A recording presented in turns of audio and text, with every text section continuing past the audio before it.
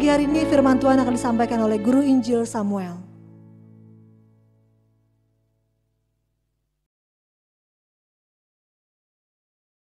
Selamat pagi Bapak Ibu yang dikasihi oleh Tuhan.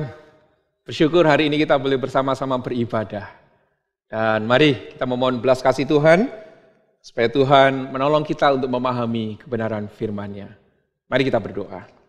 Bapa kami yang di surga, kami mengucap syukur ya Tuhan. Kalau hari ini kami terus merasakan kebaikan Tuhan, merasakan berkat Tuhan. Dan hari ini ya Tuhan, kami mengucap syukur untuk segala sesuatu yang sudah Tuhan berikan. Kalau minggu lalu kami boleh diajarkan bersama-sama, bagaimana kami memohon, meminta akan belas kasih-Mu, mencukupi akan kebutuhan kami. Terima kasih ya Tuhan, kami boleh merasakan kebaikan Tuhan. Terima kasih. Dan biarlah hari ini kami juga akan melanjutkan pembahasan daripada doa Bapa kami. Tuhan tolong kami, jadikan kami mengerti akan maksud isi hati-Mu ya Tuhan. Tolonglah kami ya Tuhan. Dan kiranya Roh Kudus menolong kami, memampukan kami untuk memahami akan firman. Terima kasih Tuhan, ini seluruh doa kami. Demi nama-Mu yang kudus Tuhan kami Yesus Kristus kami ucap syukur dan berdoa. Amin. Bapak Ibu dikasihi oleh Tuhan. 2 atau 3 tahun yang lalu, ya hampir 3 tahun, Mei 2018, kita diarahkan kepada sebuah peristiwa, yaitu pengeboman gereja di Surabaya. Pada saat Minggu pagi hari itu, ya seorang pengendara berusaha masuk ke halaman gereja, dan kemudian oleh seorang yang bernama Alusius Bayu, yang dia tergabung di dalam tim keamanan gereja hari itu. Kemudian dia melihat gelagat yang kurang baik daripada pengendara motor ini. Kemudian dia memberhentikannya. Dan apa yang terjadi? Ketika dia berhentikan motor itu, boom, bom pun meledak. Dan akhirnya Alusius Bayu pun meninggal oleh karena bom tersebut. Bapak Ibu dikasihi oleh Tuhan, kejadian ini tidak hanya merenggut nyawa daripada Alusius Bayu, tetapi ada 2 orang kakak beradik yang hari itu juga ikut tewas karena bom bunuh diri ini. Yaitu Vincentius Evan Hudoyo 11 tahun dan Nathanael Ethan Hudoyo 8 tahun. Yang menjadi perhatian pada saat pagi hari ini, ketika mengingat akan peristiwa ini adalah, meskipun peristiwa ini begitu menyakitkan, begitu tidak menyenangkan bagi keluarga yang ditinggalkan hari itu, khususnya mama daripada kedua anak ini, Ethan dan Evan. Tetapi menarik, dari berita yang kita dapatkan, kedua keluarga dari korban daripada bom ini mengatakan hal yang sama, bahwa mereka telah memaafkan daripada pelaku pengeboman tersebut. Secara manusiawi, hal ini mungkin sulit untuk dipahami. Secara manusiawi, mungkin kita berpikir bagaimana mungkin ini terjadi. Bapak Ibu yang dikasihi oleh Tuhan, hari ini kita akan belajar bersama-sama mengenai seperti kami juga mengampuni. Sebagai serial khotbah daripada doa Bapa kami. Yang minggu lalu kita sudah belajar bagaimana kita belajar mengenai meminta, ya, untuk kecukupan yang Tuhan berikan. Jadi berikanlah makanan kami yang secukupnya. Kita sudah belajar akan hal tersebut, dan kemudian hari ini kita akan belajar mengenai mengampuni. Untuk itu mari kita saksikan akan video berikut ini. Karena itu, berdoalah demikian. Bapa kami yang di sorga, dikuduskanlah nama-Mu. Datanglah kerajaan-Mu. Jadilah kehendak-Mu di bumi seperti di sorga. Berikanlah kami pada hari ini makanan kami yang secukupnya. Dan ampunilah kami akan kesalahan kami, seperti kami juga mengampuni orang yang bersalah kepada kami. Dan janganlah membawa kami ke dalam pencobaan, tetapi lepaskanlah kami daripada yang jahat. Karena Engkaulah yang mempunyai kerajaan, dan kuasa, dan kemuliaan, sampai selama-lamanya. Amin. Bapak Ibu dikasihi oleh Tuhan, Doa yang dinaikkan tidaklah untuk memaksa Tuhan. Dan doa yang dinaikkan bukanlah sekedar untuk mengutarakan kebutuhan kita, lalu kita meminta Tuhan untuk menuruti apa yang kita mau. Bukan sekedar doa kita dijawab seperti apa yang kita doakan. Bukan. Tetapi doa adalah sebuah relasi dengan Allah. Doa adalah sebuah hubungan dengan Allah. Dan di dalam doa Bapa kami ini, di sana ada relasi yang menarik, yaitu relasi umat dan Allahnya. Allah yang begitu jauh, Allah yang ada di surga, namun relasi ini dilambangkan dengan sebutan Bapa. Bapak ini kasih oleh Tuhan, doa ini adalah doa yang diajarkan oleh Tuhan Yesus kepada murid-muridnya. Doa ini berbicara mengenai, khususnya akan poin hari ini, berbicara mengenai pengampunan. Dan kalau berbicara mengenai pengampunan di dalam dunia saat ini, seringkali banyak orang berpikir bahwa saya berhak memberi pelajaran kepada orang yang bersikap tidak adil. Seolah-olah manusia itu memiliki kewenangan untuk menghukum orang lain yang bersikap unfair, bersikap merugikan dia, seolah-olah dia punya kuasa untuk melakukan pembalasan. Bapak Ibu ini kasih oleh Tuhan, kalau kita melihat akan hal ini, kita bisa melihat bagaimana bahwa pengampunan adalah sesuatu yang mahal dan tidak sembarangan diberikan. Tetapi kita melihat contoh dari dua keluarga daripada korban pengoboman tadi. Bagaimana kita melihat bahwa ada kuasa ilahi yang hadir di dalam pengampunan yang diberikan kepada pelaku yang sungguh menyebabkan peristiwa yang sungguh tragis ini. Kalimat di dalam doa Bapa kami hari ini yang kita bahas adalah berbicara mengenai seperti juga kami mengampuni. Bapak Ibu ini kasih oleh Tuhan, di dalam Katekismus Westminster, di sana ada pembagian terhadap doa Bapa kami ini. Setidak-tidaknya menjadi 6 bagian dan kemudian ada satu konklusi. Jadi bagian yang pertama dikatakan dikuduskanlah namamu. Bagian yang kedua katakan datanglah kerajaanmu. Kemudian yang ketiga adalah jadilah kehendakmu di bumi seperti di surga. Kemudian yang keempat adalah berikanlah kami pada hari ini makanan kami yang secukupnya. Dan selanjutnya yang kelima yang akan kita bahas hari ini. Dan ampunilah kami akan kesalahan kami. Seperti kami juga mengampuni orang yang bersalah kepada kami. Dan yang keenam adalah berbicara dan janganlah membawa kami ke dalam pencobaan. Tetapi lepaskanlah kami daripada yang jahat. Yang akan dibahas minggu yang akan datang. Kemudian ada konklusi. Menjadi penutup daripada doa Bapa kami ini. Karena engkaulah yang punya kerajaan dan kuasa dan kemuliaan sampai selama-lamanya. Bapak Ibu ini kasih oleh Tuhan. Minggu lalu kita mengikuti akan pembahasan berkenaan dengan manusia dan kebutuhan materi. Berkenaan dengan bagaimana kita diajarkan untuk meminta yang secukupnya. Dalam arti apa? Bahwa di sini ada rasa puas, ada sikap puas terhadap apa yang Tuhan berikan. Dan tidak hanya itu, ada sikap bahwa kita diajar untuk tidak serakah, tidak memaksakan Tuhan. Dan jika Tuhan memberikan lebih, kita wajib bersyukur. Dan kalau kita diberikan lebih daripada Tuhan, berlebih dari Tuhan, maka kita pun harus mengingat orang-orang yang sedang berkekurangan. Bagaimana sikap kita terhadap materi adalah hal yang sangat penting. Tapi ini kasih oleh Tuhan, Abraham Maslow di dalam teori akan hierarki dari kebutuhan. Di awal-awal dia menyebutkan mengenai kebutuhan fisik, ya, makanan, pakaian dan selanjutnya.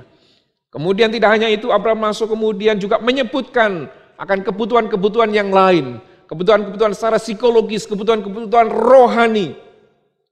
Hari ini kita akan membahas mengenai kebutuhan-kebutuhan yang tidak sekedar berbicara mengenai akan materi, jasmani. Tetapi juga adalah bagaimana secara psikologis, tetapi jauh lebih lagi adalah hal-hal rohani. Adalah sebuah pengampunan. Belajar mengenai relasi antar manusia. Pengampunan seperti aku mengampuni orang yang bersalah kepada kami. Ada relasi di antara orang dengan orang yang lain. Bapak Ibu dikasihi oleh Tuhan, manusia yang hidup di dunia adalah manusia yang tentunya tidak bisa hidup sendiri. Manusia yang hidup di dunia adalah manusia yang membutuhkan keberadaan orang yang lain. Mari kita coba kembali ke dalam teks pada saat pagi hari ini. Itu berbicara mengenai seperti kami juga mengampuni. Ya, lebih lengkapnya kalimatnya adalah, dan ampunilah kami akan kesalahan kami, seperti kami juga mengampuni orang yang bersalah kepada kami. Di dalam pembahasan mengenai katekismus Westminster tadi, seorang penulis buku Williamson menjelaskan dan mengingatkan kepada kita akan adanya kemungkinan salah mengerti dari kalimat ini, yaitu ketika dikatakan seperti kami juga mengampuni orang yang bersalah kepada kami. Ini seolah-olah ingin mengatakan, Tuhan ampunilah saya seperti saya mengampuni orang lain. Seolah-olah Tuhan tidak mampu, tidak bisa mengampuni. Oleh karena itu Tuhan, contohlah saya yang sudah mengampuni orang lain. Bapak Ibu dikasihi oleh Tuhan. Oleh karena itu, mengingatkan kepada Tuhan, Tuhan ampunilah karena saya sudah mengampuni. Ini adalah kekeliruan tafsir yang pertama. Ini adalah kekeliruan pengertian yang pertama atas kalimat di dalam ayat ini. Jadi kalau ditafsirkan seperti itu, kalau dimengerti seperti itu, seolah-olah Allah itu tidak bisa mengampuni, tidak sanggup mengampuni, dan perlu contoh. Dan contohnya adalah manusia yang sudah bisa mengampuni sesamanya. Tapi ini dikasih oleh Tuhan. Kekeliruan kedua yang Williamson sampaikan di sana adalah seolah-olah kita ini diampuni dengan ukuran dan cara kita mengampuni. Karena di sana dikatakan seperti kami juga mengampuni orang yang bersalah kepada kami. Seolah-olah dengan cara itu, dengan ukuran itu, seberapa kami mengampuni mereka, ampunilah saya. Ini adalah kekeliruan kedua ketika kita memahami, kalau salah memahami akan kalimat ini. Tapi ini dikasih oleh Tuhan, perlu disadari bahwa tidak ada manusia, khususnya manusia yang sudah jatuh di dalam dosa ini, yang memiliki inisiatif untuk mengampuni orang lain. Tidak ada keinginan sedikit pun. Agustinus kemudian menjelaskan dengan detailnya, memaparkan dalam kondisi manusia setelah, sekali lagi, setelah jatuh di dalam dosa. Ketika manusia diciptakan, maka di sana adalah manusia di dalam kondisi dia dimungkinkan, dia bisa berdosa. Dan betul, akhirnya manusia jatuh dalam dosa. Dan ketika manusia jatuh di dalam dosa, di sana Agustinus menjelaskan berdasarkan firman Tuhan mengatakan apa? Bahwa manusia yang sudah jatuh di dalam dosa, di sana tidak bisa tidak berdosa. Artinya apa? Tidak ada kemampuan untuk tidak berdosa. Dengan kalimat yang lain, manusia yang sudah jatuh di dalam dosa adalah manusia yang pasti berdosa di dalam perilakunya. Bapak Ibu ini kasih oleh Tuhan, sekali lagi, manusia tidak memiliki, atau manusia yang berdosa tidak memiliki inisiatif untuk melakukan kebaikan, termasuk mengampuni orang lain. Jadi, kita tidak bisa memahami kalimat di dalam ayat yang tadi kita baca. Bukan berarti Allah harus mencontoh manusia mengampuni orang lain. Karena memang manusia yang sudah jatuh dalam dosa, dan hari ini tidak ada manusia yang tidak berdosa. Artinya manusia tidak punya inisiatif sendiri untuk mengampuni orang lain. Manusia bahkan sebaliknya sering kali jatuh di dalam kondisi ingin dilihat berjasa kepada orang lain. Dilihat lebih baik daripada orang lain. Ini yang terjadi hari ini. Dan hal ini penting, bahwa hanya orang yang telah diampuni dosanya, dialah orang yang bisa, mampu, dapat mengampuni orang lain. Dan itulah yang kemudian Agustinus tuangkan di dalam posisi atau kondisi yang ketiga, yaitu kondisi orang yang sudah diselamatkan, orang yang sudah diampuni dosanya, yaitu masuk di dalam kategori orang yang bisa tidak berdosa, artinya diberikan kemampuan untuk tidak berdosa. Oleh sebab itu, orang-orang yang sudah percaya kepada Tuhan, di sana oleh karena ada Roh Kudus, ada kemampuan yang ditanamkan dalam dirinya, dia bisa melakukan kebaikan sesuai standar daripada Tuhan. Bapak Ibu yang dikasihi oleh Tuhan, dalam kisah ini, mengenai pengampunan ini, sekali lagi perlu disadari, tidak ada inisiatif sedikit pun daripada manusia yang berdosa untuk mengampuni orang lain. Dan selanjutnya di dalam pasal 18, Allah menginginkan, Allah mengajarkan bahwa manusia di dalam hal pengampunan haruslah dia mengampuni. Dalam cerita apa? Dalam cerita hamba yang harus mengampuni itu. Ya, ingat ketika Petrus bertanya, berapa kali kami ini harus mengampuni orang? Ya, apakah kami ini harus mengampuni sebanyak 7 kali? Tapi Tuhan kemudian dengan jelas, Lukas menjawab, tetapi dengan 70 kali 7 kali. Ingin menyatakan bahwa pengampunan itu haruslah diberikan. Tidak ada batasannya berapa banyak, tetapi engkau harus mengampuni. Harus terus belajar mengampuni, terus belajar memberikan pengampunan itu. Bapak Ibu dikasihi oleh Tuhan, setelah itu kemudian kita melihat bahwa Yesus menceritakan mengenai hamba yang diampuni hutangnya 10.000 talenta, bukan? Iya, begitu besarnya hutangnya, kemudian dia diminta untuk melunaskan hutangnya itu. Kemudian apa yang terjadi? Kemudian seorang yang berhutang pada raja ini yang begitu banyak ini memohon, tolonglah berikan aku waktu, aku akan mencoba melunaskan hutangku itu.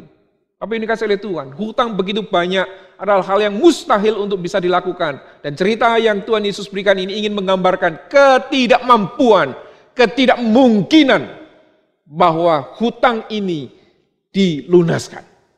Tetapi oleh raja yang baik, kemudian dia diampuni. Dikatakan bahwa dia dianggap lunas hutangnya. Lalu singkat cerita, orang yang sudah diampuni hutang yang begitu banyak ini keluar dan ketemu dengan temannya yang berhutang 100 dinar. Begitu kecil sekali dibandingkan dengan hutang yang tadi dia sudah dilunaskan oleh raja, dianggap lunas oleh raja ini. Dan apa yang terjadi? Temannya ini diminta untuk melunaskan, ayo lunasi hutangmu 100 dinar ini.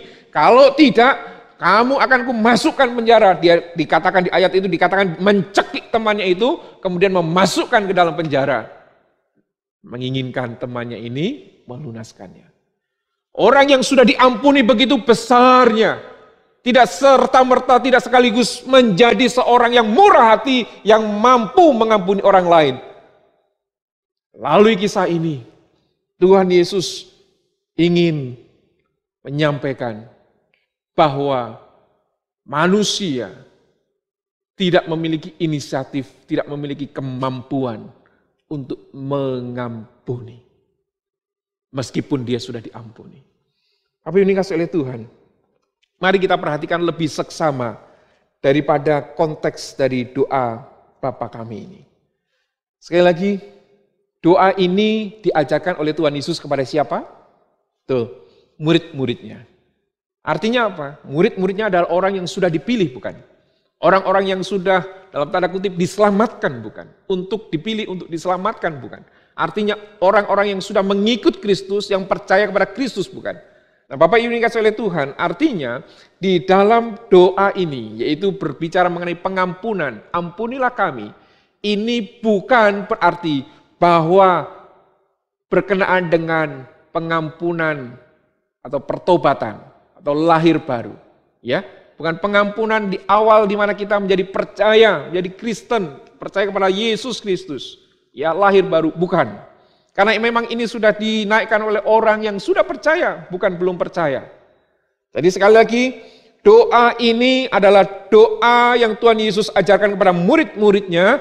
Artinya doa dari orang yang sudah dipilih dan diberikan hak untuk memanggil Tuhan itu sebagai Bapanya. Ingat di dalam Yohanes 1 ayat 12 dikatakan bahwa mereka ini diberikan hak sebagai anak-anak Allah.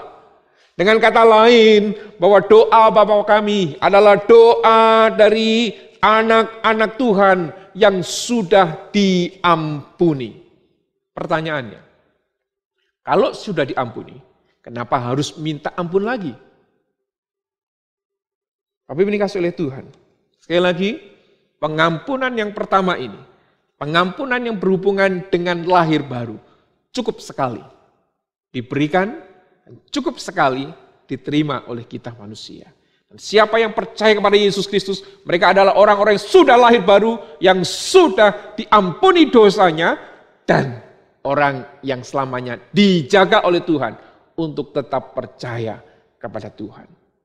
Namun, kalimat di dalam Matius pasal 6 ini yang berkata mengenai ampunilah kami, bukan berkenaan dengan pengampunan yang tentang kelahiran baru ini.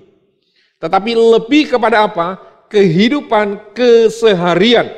Jadi sekali lagi, bukan berkenaan dengan pertobatan atau lahir baru, tetapi berkenaan dengan perbuatan sehari-hari atau dosa aktual. John Calvin mengingatkan pada setiap umat percaya, meskipun engkau sudah ditebus, meskipun engkau sudah diselamatkan, tetapi engkau harus mengingat bahwa engkau harus memperjuangkan kekudusanmu. Bahwa setiap orang yang percaya kepada Tuhan harus masuk di dalam proses pengudusan, dan itu dilakukan hari lepas hari, setiap saat terus bergumul dengan Roh Kudus. Karena orang-orang yang semacam inilah adalah orang-orang yang mampu membedakan dan mengerti akan kehendak Allah. Oleh karena orang-orang yang sudah diselamatkan ini adalah orang-orang yang diberikan kemampuan untuk itu. Bapak Ibu dikasih oleh Tuhan, kalau kita menyadari bahwa kita diampuni, artinya Allah memberikan anugerah, dan itu adalah dilakukan sebelum kita mampu meresponinya. Bukan karena jasa, bukan karena kelakuan, bukan karena kelayakan kita, tetapi sungguh-sungguh oleh karena anugerah Tuhan. Tapi ini kasih oleh Tuhan, jika oleh karena kelayakan kita diampuni, itu bukan anugerah, tetapi itu adalah upah. Dan apa yang kita terima, semua yang kita terima oleh Tuhan, bukanlah oleh karena upah, kelayakan kita, tetapi oleh karena anugerah Tuhan. Kita diampuni oleh karena anugerah, kita diberikan kesehatan adalah anugerah, kita diberikan kesempatan untuk melayani orang adalah anugerah. Jika kita menyadari hal itu, bahwa semua ini adalah anugerah, maka kita akan dipenuhi dengan ucapan syukur. Apa yang dikasih oleh Tuhan? Ini artinya anugerah mendahului reaksi manusia kepada Tuhan. Sekali lagi, anugerah mendahului reaksi kepada Tuhan. Atau dengan kata lain, orang mampu bereaksi secara baik kepada Tuhan jika sudah ada anugerah kepadanya. Agustinus di dalam pergumulannya, suatu hari dia berpikir, aku berdoa kepada Tuhan, lalu Tuhan memberkati. Tuhan memberikan berkat kepadaku. Kemudian dia berpikir, kalau begitu kenapa aku kemudian diberkati? Apakah oleh karena aku pintar? Kemudian dia berpikir, oh tidak, karena semua itu adalah kepunyaan Tuhan. Kemudian dia berpikir lagi, bergumul akan hal ini. Kemudian dia berpikir, saya berdoa, Tuhan kasih anugerah. Saya berdoa, apa oleh sebab itu baru dikasih akan anugerah. Kemudian dia berpikir, apakah karena berdoa maka sesuatu itu dikasih? Dan dia melanjutkan akan pemikirannya. Tetapi apakah aku bisa berdoa jika tanpa anugerah untuk berdoa? Bapak Ibu dikasih oleh Tuhan. Waktu kita menerima pengampunan daripada Tuhan, kita bersikap pasif. Dan Allah lah yang bersikap aktif untuk memberikan anugerah pengampunan itu. Doa ini bukan doa pertobatan sekali lagi, tetapi doa pengampunan atas kesalahan di dalam kehidupan sehari-hari. Ingat, tidak hanya di dalam Matius ini, bahkan kemudian kita melihat di dalam Wahyu pasal 2 dan pasal yang ketiga, di mana Tuhan melalui Yohanes kemudian menyerukan jemaat-jemaat Tuhan, gereja-gereja Tuhan, agar mereka bertobat dari perilaku keseharian mereka. Di dalam hal ini, kita harus berani mengampuni orang dahulu. Orang yang sudah mendapatkan anugerah pengampunan, kita harus mengampuni orang. barulah sebetulnya kita boleh meminta pengampunan itu. Inilah di dalam kalimat, dan ampunilah kami akan kesalahan kami, seperti kami juga mengampuni orang yang bersalah kepada kami. Kami sudah mendapatkan anugerah pengampunan, diberikan kemampuan untuk mengampuni, oleh sebab itu kami mengampuni orang lain. Oleh sebab itu ya Tuhan, ampunilah akan kesalahan dan dosa aktual di dalam kehidupan sehari-hari. Seharusnya itulah yang menjadi dasar pemikiran kita di dalam mengerti akan ayat ini. Karena kita sudah diberikan pengampunan, diberikan keselamatan itu, kemudian diberikan kemampuan untuk berbuat baik di hadapan Tuhan, termasuk mengampuni orang lain. Seharusnya kita juga harus mengampuni orang lain dulu. Karena kita diberikan pengampunan. Dan setelah kita bisa mengampuni orang lain, kita menjadi orang yang setidak-tidaknya boleh meminta ampun kepada orang lain. Inilah yang dapat kita pahami daripada kalimat, seperti kami juga mengampuni orang yang bersalah kepada kami. Bapak Ibu yang dikasihi oleh Tuhan, ketika kita memahami akan hal ini, hal yang kedua yang akan kita pahami adalah bahwa pengampunan itu membawa akan kelegaan. Ingat mengenai perumpamaan tadi, hamba yang berhutang 10.000 talenta, yang tidak sanggup mengampuni temannya yang berhutang 100 dinar. Tadi pagi diterjemahkan di dalam bahasa Mandarin, jadi 100 dinar itu hanya 10 perak. Kalau 10.000 talenta itu diterjemahkan dengan 10 juta perak. Perbandingan yang begitu jauhnya. Orang yang diampuni begitu banyaknya, tidak sanggup mengampuni temannya yang berhutang sedikit. Nah, coba kita perhatikan dari kalimat ini dengan kata hutang itu. Ternyata, ya, di dalam terjemahan bahasa Inggris, NIV misalnya, menerjemahkan bahwa kesalahan itu menggunakan kata debts. Dan di sana artinya adalah hutang. Jadi kesalahan disampaikan dengan hutang. Hutang itu berarti wajib dibayar, dan tidak bayar hutang itu membuat hidup tidak tenang. Bukan begitu? Jadi tentunya kita melihat akan hal ini, coba perhatikan. Ketika tidak mengampuni dan juga tidak diberikan pengampunan, harusnya ada ketidaktenangan di sana. Nah, suatu hari ada seorang petani, Bapak Ibu dikasihi oleh Tuhan. Petani akan sayur-sayuran, suatu hari kemudian waktu itu adalah waktu untuk memanen akan sayur-sayuran. Dia kemudian memanennya, kemudian dia membawanya untuk dijual ke pasar. Dia membawa pikulan, ya, kanan kiri atau depan belakang, diisi dengan sayuran. Dia berjalan dari lereng gunung, dia turun dan tujuannya ke pasar. Dan tidak lama kemudian ada sebuah mobil terbuka dari belakangnya, kemudian berhenti di sampingnya dan bertanya. Sang sopir bertanya, mau kemana? Dan dijelaskan singkat cerita, setidak-tidaknya tujuannya adalah sama. Nah, kemudian dipersilahkan, diajaklah ya petani ini untuk ikut. Dan kemudian petani ini bilang, oke, dia akan ikut di belakang. Dan singkat cerita, petani ini naik ke bagian belakang daripada mobil bak terbuka ini. Kemudian mobil ini jalan. Dan kemudian ketika mobil jalan, sopir daripada mobil bak terbuka ini terheran-heran. Dia melihat dari kaca spion yang ada di bagian dalam dari mobilnya ini, dia kaget, dia heran. Apa yang membuat dia heran? Ya, petani yang memikul akan sayur-sayuran tadi, kemudian dia naik, setelah naik apa yang terjadi? Dia berdiri, bukannya duduk di bagian belakang daripada mobil, tapi dia berdiri. Dan kemudian yang membuat tambah heran lagi adalah ketika dia berdiri, dia masih membawa pikulan itu. Bukannya pikulan itu diletakkan kemudian dia duduk, ya oke lah, bebannya atau sayur tadi diletakkan, kemudian dia mungkin berdiri memegang bagian daripada bak mobil itu masih oke. Tetapi ini tidak. Dia berdiri, kemudian dia dengan kesulitan karena mobil bergoyang-goyang, ya, memegang pikulan itu, dan kemudian ini masih dipikul. Bapak Ibu dikasihi oleh Tuhan, penggambaran dari kisah ini ingin menggambarkan kita. Seringkali kita adalah orang-orang yang sudah diberikan fasilitas, diberikan akan kelepasan daripada dosa. Diberikan akan kemampuan untuk meninggalkan akan kebencian, meninggalkan akan hal-hal yang seharusnya diampuni. tetapi kita masih dengan susah payah terus memegangnya. Sulit untuk mengampuni, memegang kebencian, memegang sakit hati, dan tidak pernah dilepaskan. Bapak Ibu yang dikasihi oleh Tuhan, ada orang-orang yang sulit untuk mengampuni. Padahal ada orang-orang seperti ini adalah orang-orang yang sudah percaya kepada Tuhan. Orang-orang yang sudah diampuni 10.000 talenta. Dia tidak menyadari bahwa dia sudah mendapatkan anugerah yang begitu besar. Tetapi ketika dia mengalami sakit hati, dikecewakan. Sulit sekali mengampuni saudara-saudaranya. Sulit sekali mengampuni anaknya. Sulit sekali mengampuni orang tuanya.